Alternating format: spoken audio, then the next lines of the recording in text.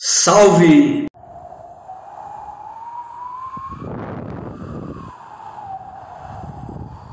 Nessa videoaula de hoje, nós iremos ver os postulados elaborados por Niels Bohr e sua aplicação no dia a dia das pessoas, como por exemplo, o teste da chama, que é um dos testes mais usados para comprovar os postulados de Niels Bohr. Vamos ver como eles funcionam e a que eles se aplicam no mundo do átomo. Isso vai ser muito importante também para uma próxima videoaula em química, onde a gente vai distribuir os elétrons na eletrosfera do átomo. Meus caros alunos, minhas caras alunas, nesta videoaula a gente vai se deter no tópico 4 e 5, o modelo atômico de Niels Bohr. Niels Bohr foi um cientista dinamarquês. Esse cientista, ele ocupou-se em estudar a eletrosfera do átomo, aquela região do átomo onde fica os elétrons. Observando a decomposição da luz branca. Gente, a luz branca, o aspecto visível que a gente viu na aula anterior. Observe aqui a luz branca. Quando ela passa por um prisma é um instrumento óptico que, quando a luz branca atravessa ele, sofre decomposição, ou seja, as cores que formam ela sofrem decomposição. Por quê? Cada cor dessa tem uma faixa de frequência, né? Que lindo arco-íris formou. Então, observando a decomposição da luz branca, ou do espectro visível, né, que a gente consegue enxergar, das ondas eletromagnéticas, então, Niels Bohr, ele completou o modelo atômico de Rutherford, que a gente estudou no capítulo passado, né? É bom que se diga que a decomposição da luz branca, ela pode ser feita de duas formas. Ela pode ser feita artificialmente por um prisma. Se você controlar um feixe luminoso, fazer um feixe luminoso atravessar o prisma, a luz branca será decomposta em suas respectivas cores, as cores do arco-íris. Isso pode ser feito também naturalmente. Na hora de uma chuva, quando os raios solares atravessam as gotículas de água que estão caindo das nuvens, acontece o mesmo efeito. A luz branca também é decomposta. As gotículas de água funcionam como se fosse um prisma. Pois então, muito bem, observando esse fenômeno, Niels Bohr tentou encontrar uma explicação para isso. E essa explicação ficou conhecida como postulados de Niels Bohr, ou modelo atômico de Niels Bohr. Tanto faz você falar postulados ou ideia. Para explicar a decomposição da luz branca, vamos entrar no mundo da eletrosfera. Aqui está o núcleo do átomo, a região central, maciça. Vamos estudar mais especificamente a eletrosfera, aquela imensa região vazia. Segundo Niels Bohr, a decomposição da luz branca está explicada principalmente pela ação dos elétrons da eletrosfera. O primeiro postulado dele explica que os elétrons circulam em redor do núcleo, em órbitas circulares, que ele chamou de níveis ou camadas. Tanto faz chamar níveis ou camadas. Aqui é o nível 1, ou camada K, nível 2, ou camada L, nível 3, ou camada M. É bom que se diga que os níveis também são conhecidos por letras que vão de K até Q. Sempre se estuda os níveis ou camada de dentro, ou seja, de mais perto do núcleo para fora do núcleo, ou seja, para fora da eletrosfera. Então, para ele, os elétrons circulam em torno do núcleo em camadas ou níveis. O postulado número 2 dele diz que cada uma dessas camadas tem um nível de energia. A camada K, que é a camada 1, se ligue nisso aqui que na videoaula da próxima semana, quando a gente for explicar a distribuição eletrônica, você vai precisar bastante desses conhecimentos aqui, tá bom? Cada um desses níveis tem um valor energético. O nível 1, ou camada K, por exemplo, tem um nível energético 2, ou seja, comporta no máximo 2 elétrons. O nível 2, ou camada L, tanto faz, comporta no máximo 8 elétrons, ou seja, cada um tem um nível de energia. Esse nível de energia é conhecida como quantidade de elétrons que existe naquele nível. O nível 3, ou camada M, comporta no máximo 18 elétrons. O nível 4, ou camada N, comporta no máximo 32 elétrons. Existem 32 elétrons nesse nível. É o nível de energia dele. O nível 5, ou camada O, comporta também 32 elétrons.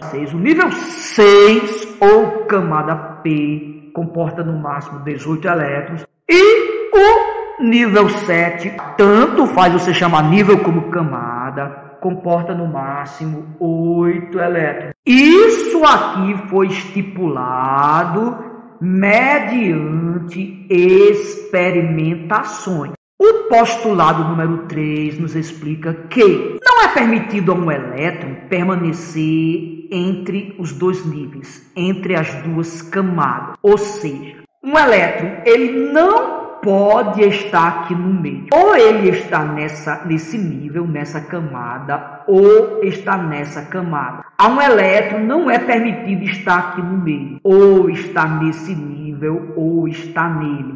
Os elétrons eles não podem ficar no meio do nível.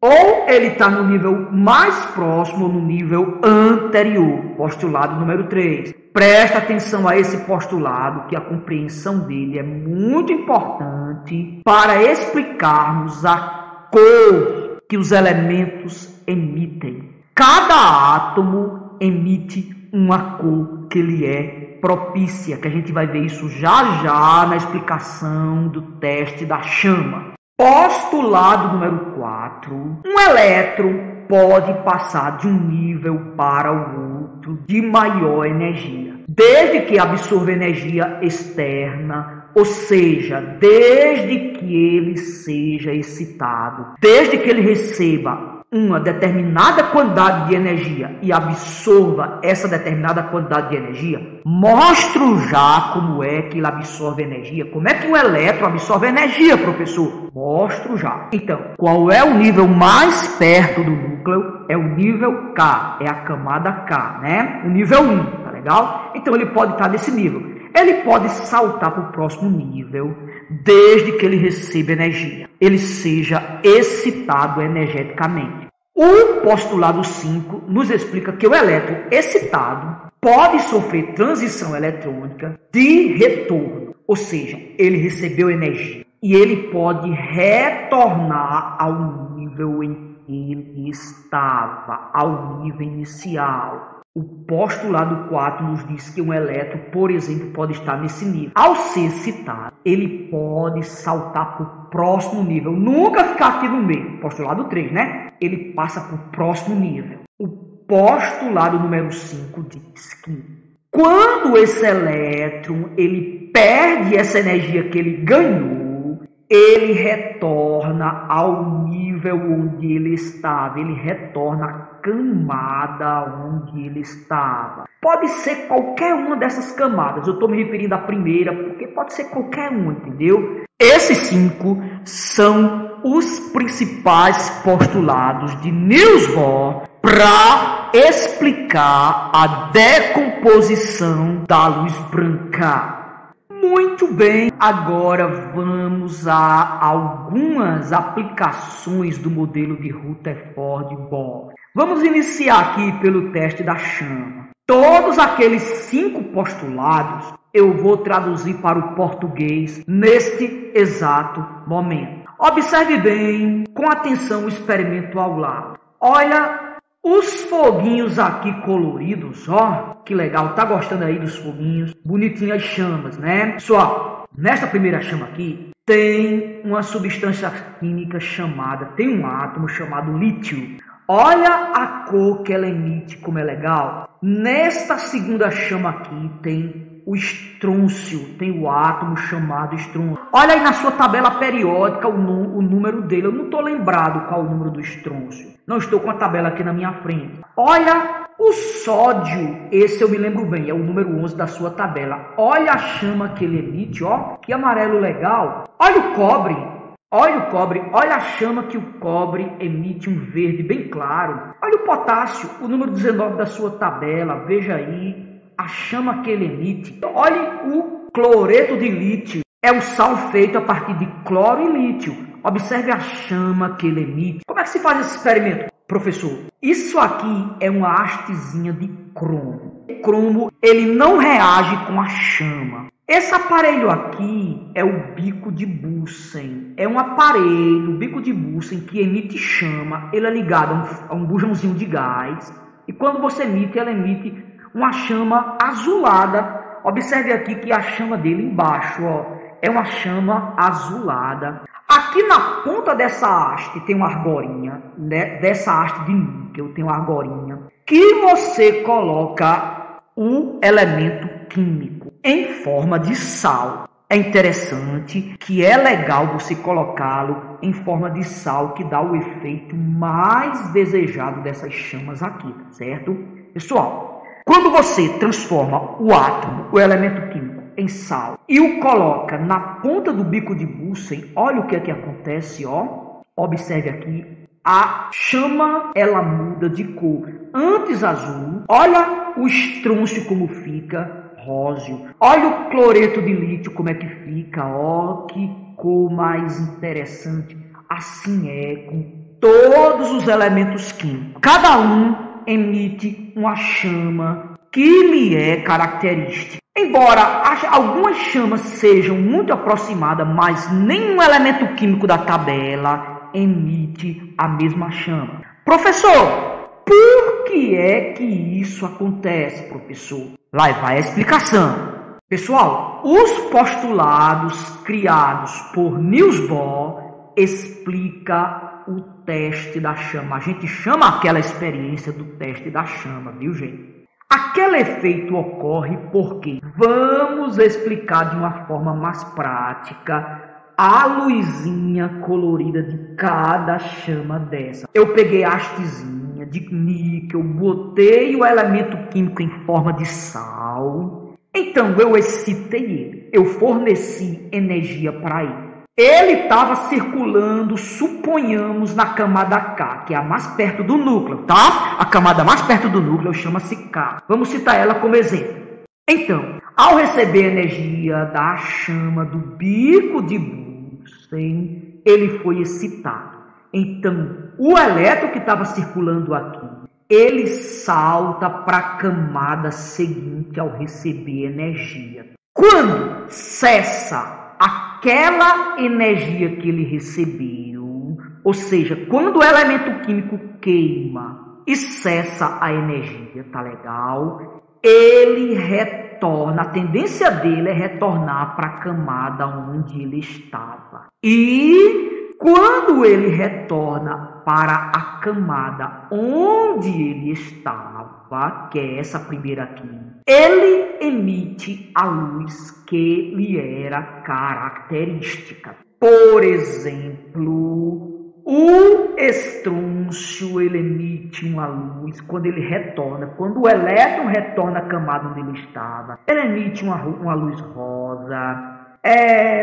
O cloreto de sódio emite uma luz amarelada. O cloreto de cálcio já emite uma luz alaranjada. Cada elemento químico emite uma luz que lhe é característica. Tá entendendo aí? Então, isso aqui explica de forma prática os postulados de Niels Bohr. E é por isso que ele emite essa luz supercolorida. E é assim com todo e qualquer elemento químico que você está vendo na sua tabela periódica, tá certo? Se nós tivéssemos nas aulas ao vivo aí, eu ia fazer esse experimento aí para vocês, só que não é possível por enquanto, tá? Uso algumas aplicações do teste da chama e do modelo são os fogos de artifício. Viram na virada de ano aquelas queimas de fogos de artifício? Que espetáculo maravilhoso, né? Olha aqui, ó, é essa mesma coisa que acontece.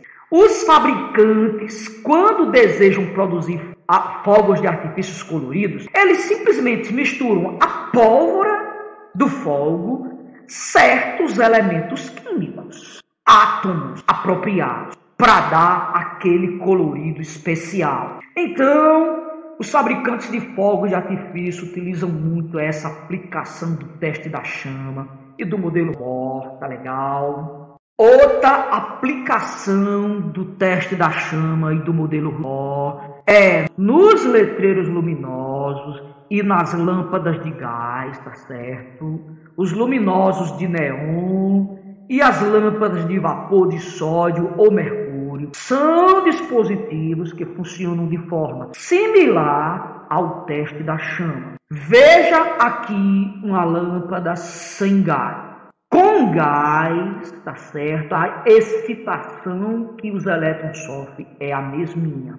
Nas lâmpadas da sua casa, elas ficam dessa forma aí, elas emitem essa luz justamente devido aos gases que estão dentro dela. Se você soltar uma lâmpada no chão, ela vai espocar. Por quê? Porque ela tinha certo tipo de gás que pode ser mercúrio, pode ser argônio. Então, os átomos desses gases sofrem excitação e ao retornar à camada de origem, eles emitem a luminosidade que é característica das lâmpadas, dos letreiros luminosos ou das lâmpadas que iluminam a sua casa aí. Que interessante, né, gente? Outra aplicação muito prática do teste da chama e do modelo Bohr, as teclas de interruptores ou ponteiros de relógio que brilham no escuro